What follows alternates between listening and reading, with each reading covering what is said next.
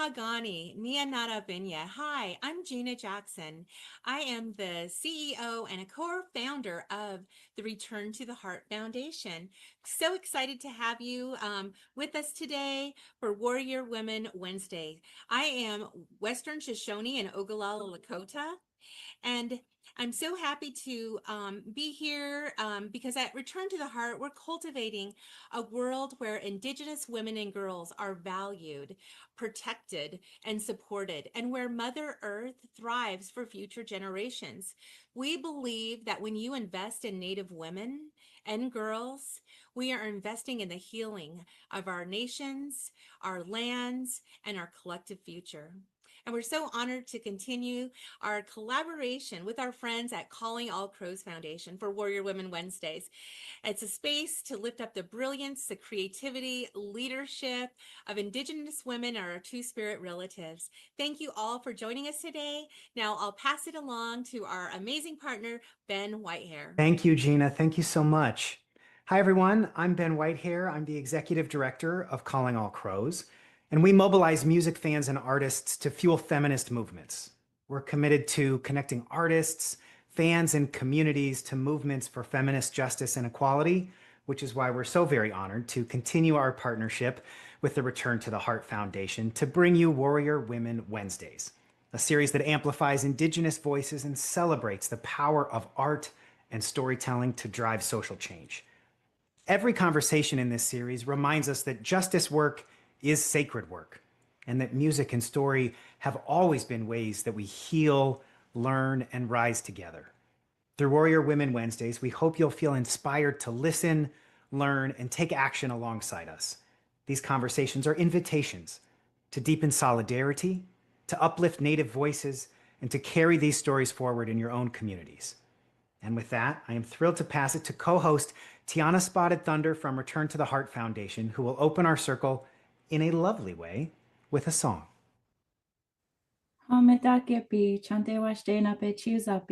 Hello, relatives. I greet you with a good, heartfelt handshake. My name is Tiana Spotted Thunder. I am Oglala Lakota, and I am coming to you from the lands of the Dakota Oyate and Anishinaabe in Bideota, Minneapolis, Minnesota. And I'm proud to serve as an intern and co-host with Return to the Heart Foundation. Before we begin today's conversation, I want to open this space in the way my ancestors taught me, with a song to bring us together in balance, respect, and connection.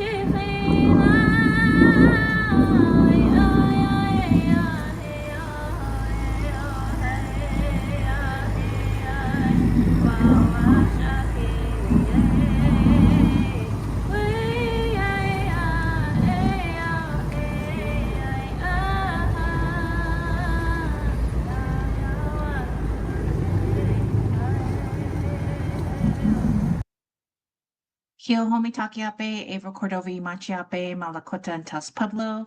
My Tama is Joseph Quintilla Cordova. My Ina or my Ka is Patricia Crow Cordova. I'm sixth generation from Chief Red Cloud. I'm the owner operator of AC and Associates. I'm a mother, daughter, community member, and your co-host for November's Warrior Women Wednesday. Thank you, Tiana, for that beautiful song. And let's get into our next guest. Here's Gina.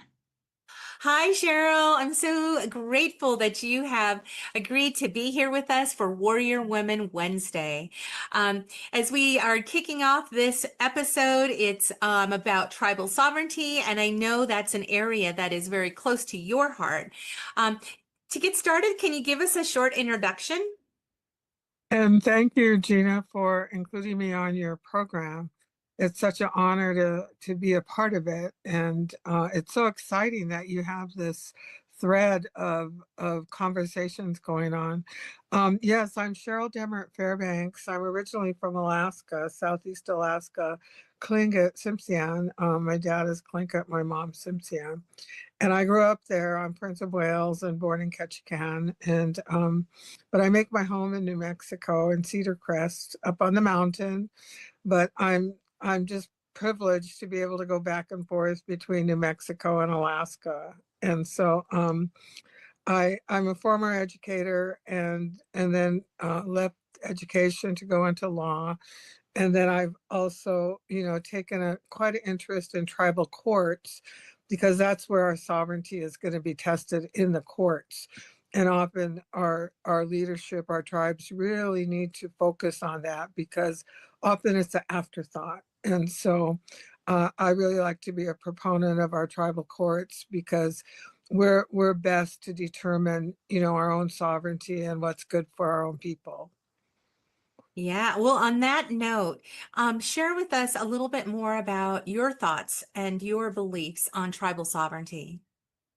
Well, I always say that tribal sovereignty really begins at home.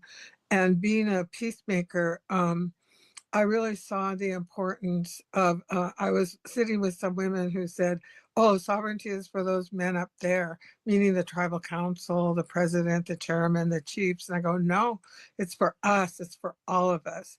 And so that's when I began to really rethink it in terms of it's our way of life and we've always had it.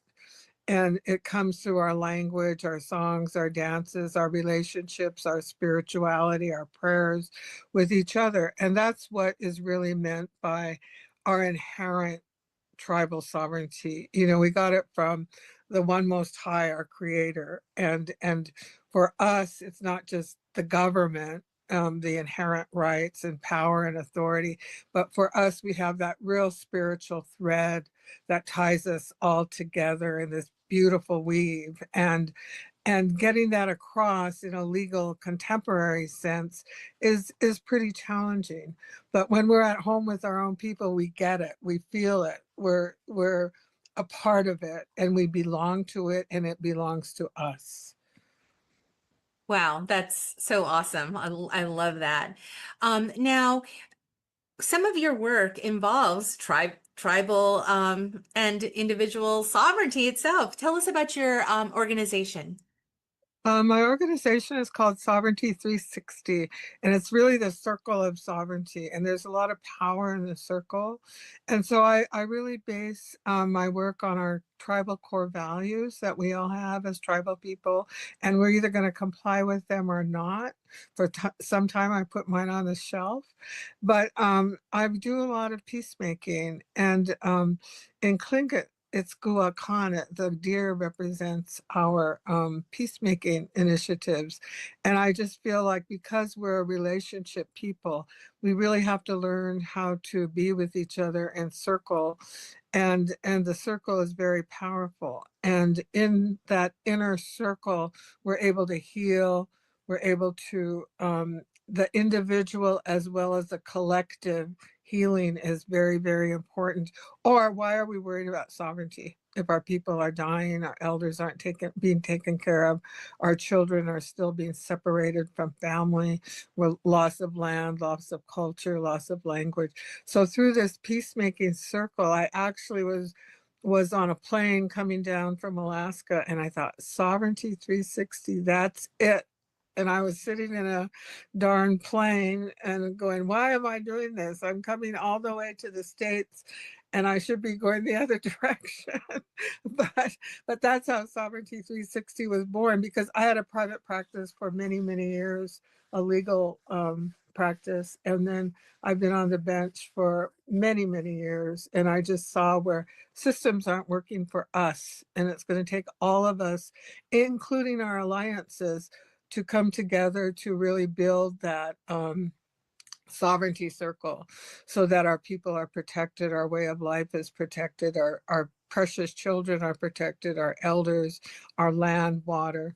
And so it all fit into that circle for me. And I was able to be authentically myself, not someone else. I was always trying to be like someone else, be kind of a real unauthentic way of living. And once I got back into that sacred circle, I really found myself, and I found that it was a lot easier than trying to be like someone else. So I hope that helps understand it. Yeah, no, that's beautiful. And so what kind of services do you offer?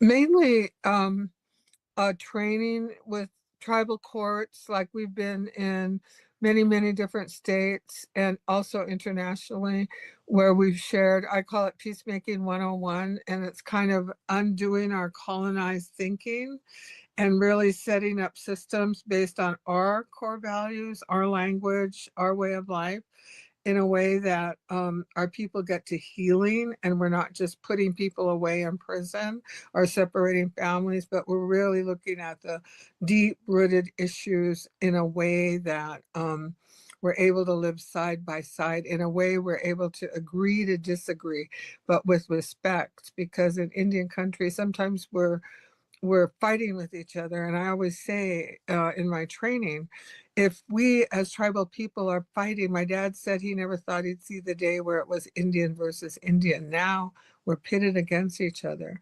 And I always emphasize, when we're fighting with each other, someone else is winning. So we really have to do it in a way that agree to disagree. That is just so powerful. I love that. Thank you.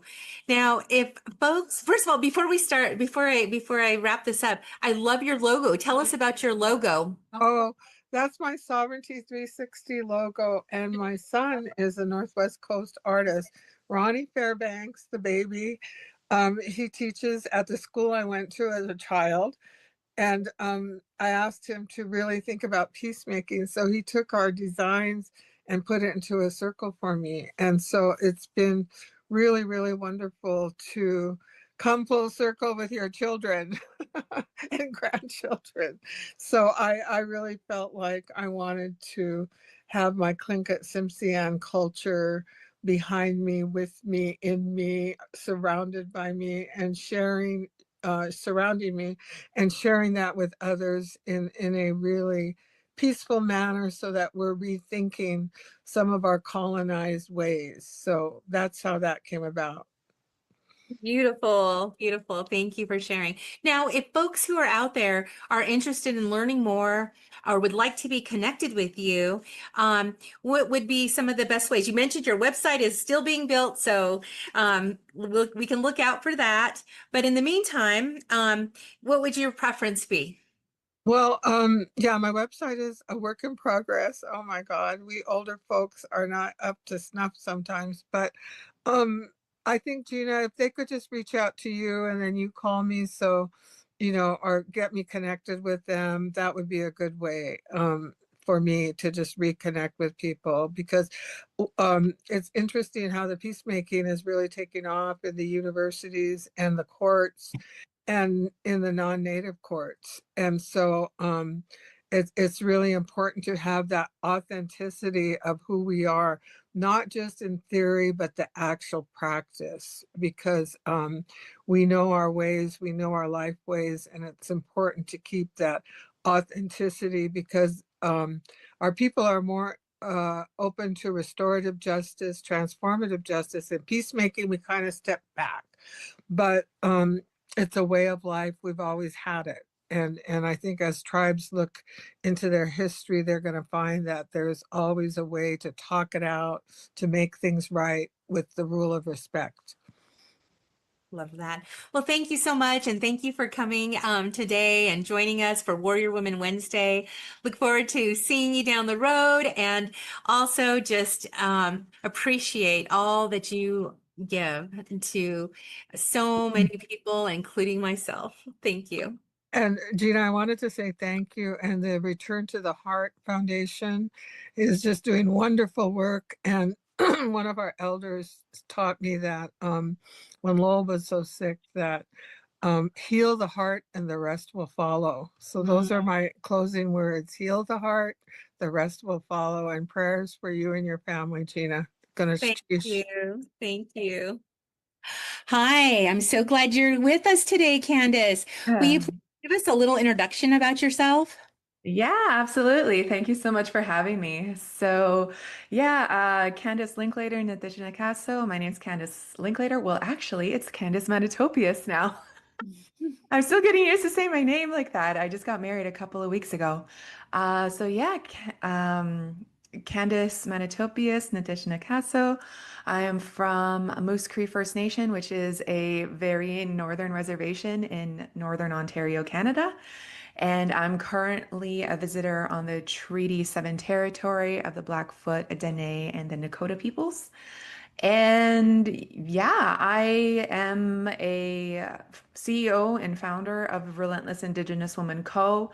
We're an Indigenous-led consulting firm where we help organizations, mostly educators, on how to facilitate safe spaces for Indigenous kiddos in school or in university or even their colleagues.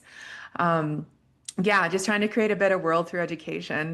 The whole form or the whole purpose of Relentless Indigenous Woman Co. is the very, very deep belief in education.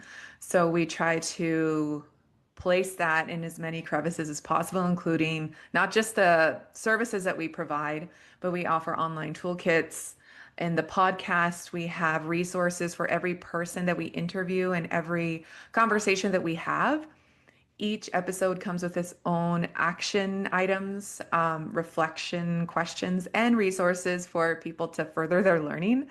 Because I'm always about not just listening with your head, but what are you going to do with your life, and how are you going to move this forward in your life to create something better? So, yeah, that's what I do. And then I have a social media platform called Relentless Indigenous Woman that has garnered over 800,000 followers from Instagram to Facebook to TikTok, which is incredible. And I feel very honored to be able to educate folks and to, I guess, invoke folks to make a difference. And I post some pretty challenging things on there. I talk about colonialism a lot. So, and how we can decolonize, I guess, and because that's a word that's often used a lot, and but I really want to put some action and some realness into it, and in my life and for other people. So yeah, that's what I do every day. And that's how I found you is your Yeah. social media account. Some of the things you've been saying are things that I've been saying, but you're like saying it in such an amazing way. I'm like, that's exactly what I meant. So Yeah, I I get appreciate that that. comment a lot. Like, this is what I always thought. You just put it in such a way. And I don't know if it's just because, Facebook and Instagram, they only give you a little amount to say. And I'm like, how can I best express this in as little sentences as possible so that it can really get to the gut-wrenching, stop scrolling, really thinking about it. It will either inspire you or trigger you. Either way, both are medicine. Triggering certain parts of yourself is an opportunity and an invitation to maybe look at yourself a little longer and your thoughts and your behaviors. because that has what changed my life entirely because I wasn't always like this. I didn't grow up like this. I grew up evangelical conservative my whole like childhood, teenagehood, and some of my adult life. And that's such a vast difference for to what I am now, which is a fierce advocate and queer advocate, Indigenous advocate. So I've learned a lot of what I speak about because I had to do a lot of unlearning myself. It doesn't just come from, oh, I read a few books and stuff in my PhD. This was lived and this was hard work to get to where I am, not just as a business, I mean, as a person. The amount of compassion and courage that had to get me here in the first place. Yeah. Yeah. So today we're talking about tribal sovereignty Yeah. and what that means to us and what is on our heart when we're thinking and talking about tribal sovereignty, especially here in the US. We're in precarious times as well as other Oh countries my as God. well, but it's Yeah, kind of nerve-wracking just to even watch the headlines of what is I happening. know. But tell us what your thoughts are on tribal sovereignty. Yeah, for sure. I mean, I could write a whole dissertation if you'd like, but for now, I'll just think of what it means for me now and how I've been responding now as a Indigenous woman, is right now my energy, where I place my energy and my sovereignty with that. So you just said like how tiring it is to look through the headlines, how disheartening it is to scroll through social media. And as somebody that wants to ignite change and inspire change in others, I need to ensure that I make space for that myself.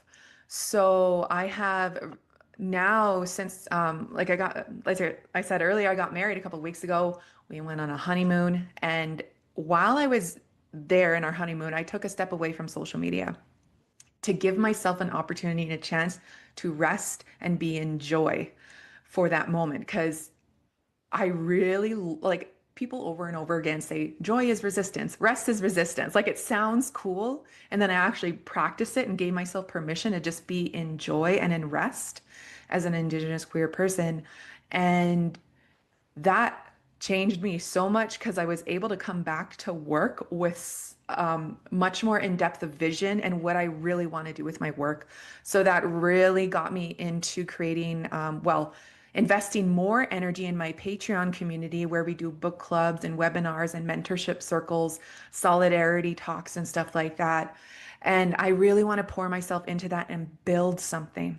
Because what I'm finding is when I spend too much time on social media or I'm consuming too much, I'm taking it in, and it's not building anything beyond that. Like I can see and understand, and I think it's important to know what's happening.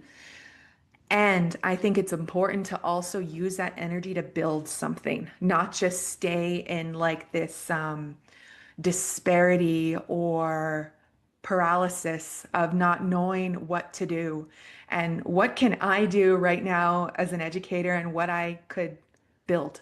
So for me, it was withdrawing my attention from social media, having like strict boundaries for myself, like deleting all the apps off my phone, and I'll use my computer or laptop to go on social media, to post and to scroll, and then just leave it there.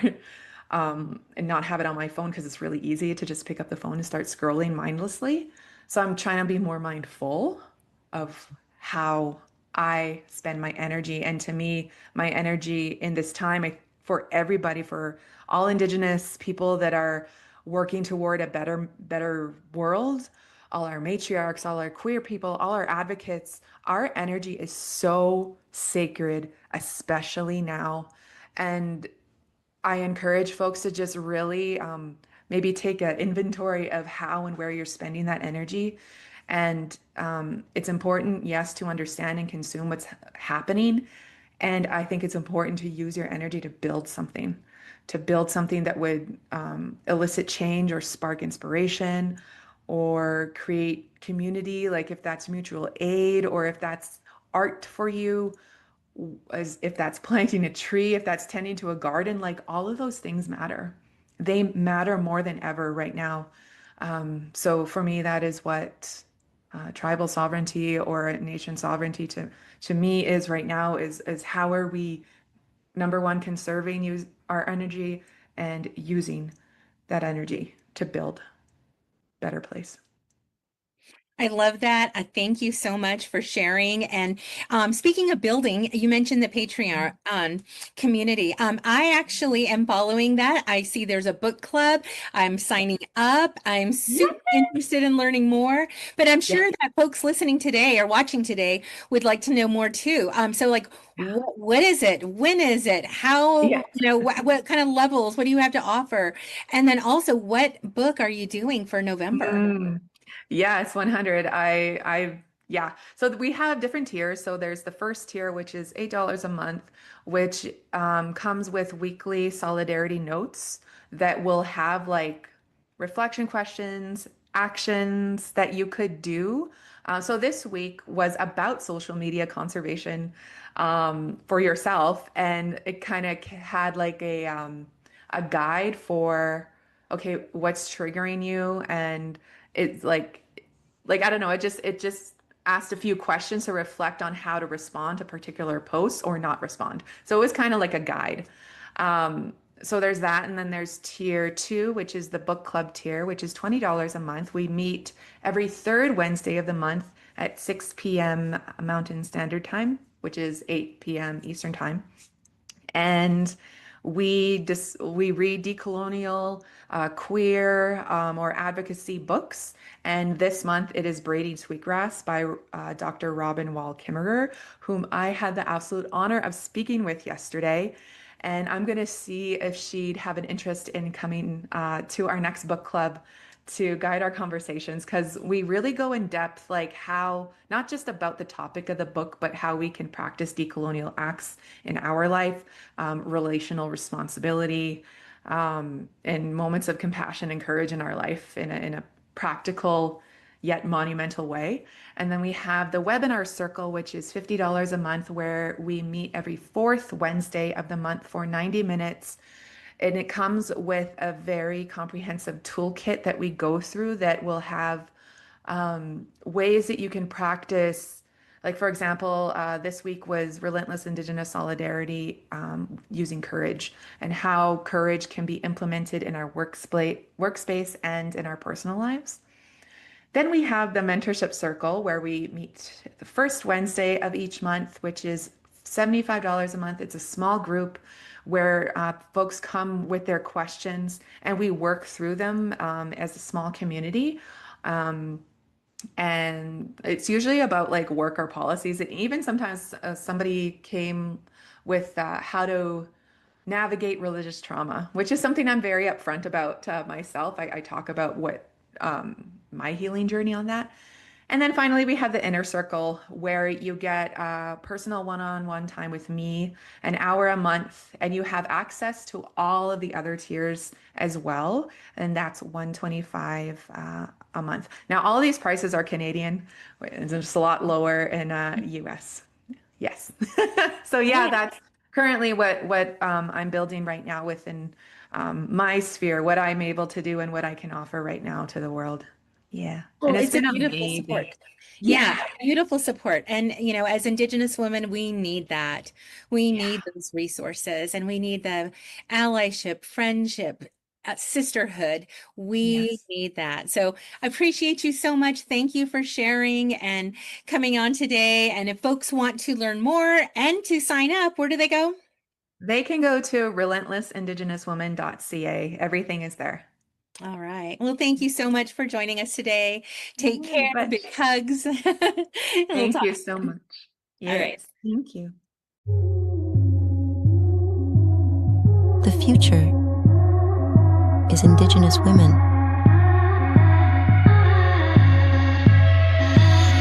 Native women, Indigenous women, keepers of the heartbeat, keepers of the rhythm. Native women, Indigenous women, we've been right here from the beginning. Trust your medicine, you were chosen to wake up medicine in the earth. You're the return of your ancestors. Know your power and know your worth. The seeds are bursting through. They thought that we were through, but we're just getting started, and there's nothing they can do to top us or drop us. years of genocide couldn't stop this. Look into the dictionary and you'll see the definition of indigenous resilience. This is Native women, my great-great-great-great-grandmother's vision. They tried to stamp it out, but the phoenix is risen. Native women, indigenous women, keepers of the heartbeat, keepers of the rhythm. Native women, indigenous women, we've been right here from the beginning. Trust your medicine, you were chosen to wake up medicine in the earth. You're the return of your ancestors. Know your power and know your worth. If you're in Cali with the winds, you or Wisconsin with Menominee. If you're a basket weaver, or you make that Pueblo pottery, Snohomish or Lenape or Citizen Potawatomi, illuminate the space with our indigenosity. Like cedar smoke, we rise tight like tobacco ties, like stars in the sky. We are beings of light with our kin by our side. We walk with love and pride, changing the world one prayer at a time. Native women, indigenous women, keepers of the heartbeat, keepers of the rhythm. Native women, indigenous women, we've been right here from the beginning. Trust your medicine, you were chosen to wake up medicine in the earth. You're the return of your ancestors. Know your power and know your made of earth and the stars above.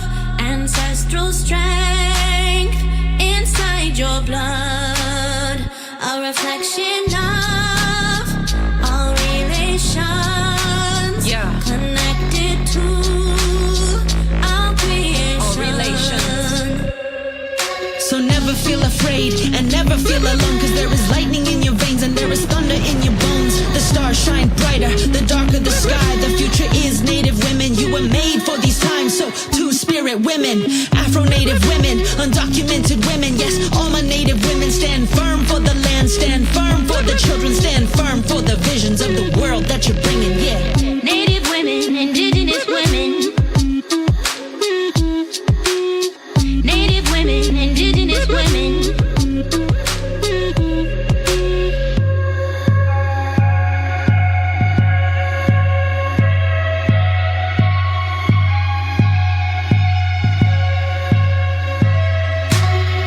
We do not deserve to suffer. We deserve to heal. The trauma's not our fault. We've got a higher purpose here.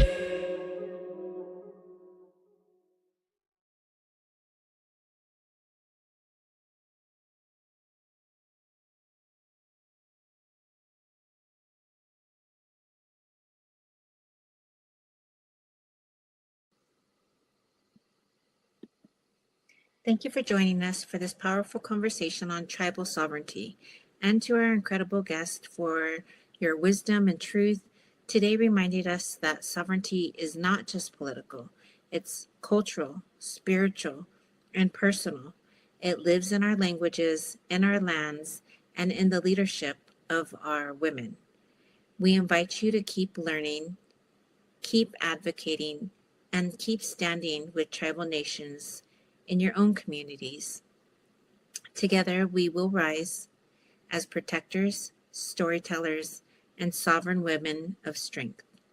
Thank you for joining us today, and please remember to join us for week 2. The topic will be MMIW G2S and will happen next Wednesday, November 12th at 12 p.m. Pacific Standard Time. Again, thank you for joining us, and a happy Native American Heritage Month.